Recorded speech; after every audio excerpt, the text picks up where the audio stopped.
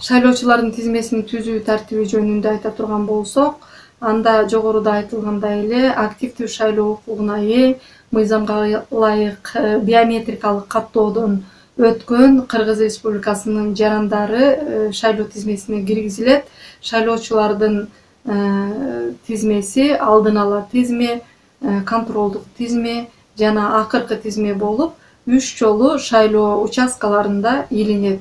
Шайлоочулардын алдын ала тизмеси добуш берүү күнүнө чейин 80 календардык күн калгандан кечиктирилбестен тизме мамлекеттик порталында жеке маалыматтардын тууралыгын тактоо үчүн шайлоочунун туруктуу жашаган жери боюнча жайгаштырылат.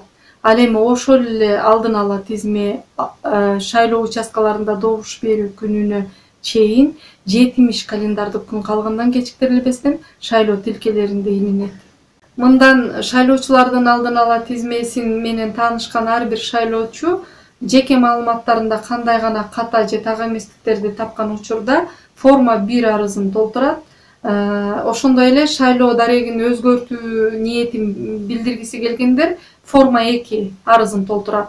Жогоруда аталган арыздарды толтурууда шайлоочу биометрикалык идентификациялоодон өтөт деген ченем киргизилген. Тактап айтсак, шайлоочулардын паспорттарын мурдагыдай топтоп алып, форма 2 арызды шайлоочулардын атынан толтуруп жүргөн кызыктар тараптарга бул жолу алардын иш-аракеттерине бөгөт коюлду десек болот.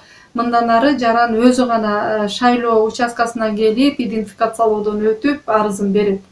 Ушул эле арыздарды ар бир шайлоочу онлайн режиминде тизме мамлекеттик порталындагы шайлоочунун кабинети кызмат көрсөтүүсүнүн авторизациядан өтүү аркылуу арызын бере алат. Мында белгилесек, шайлоочуга шайлоо участкасына келбей туруп арыз берүүгө ыңгайлуу шарттар түзүлдү.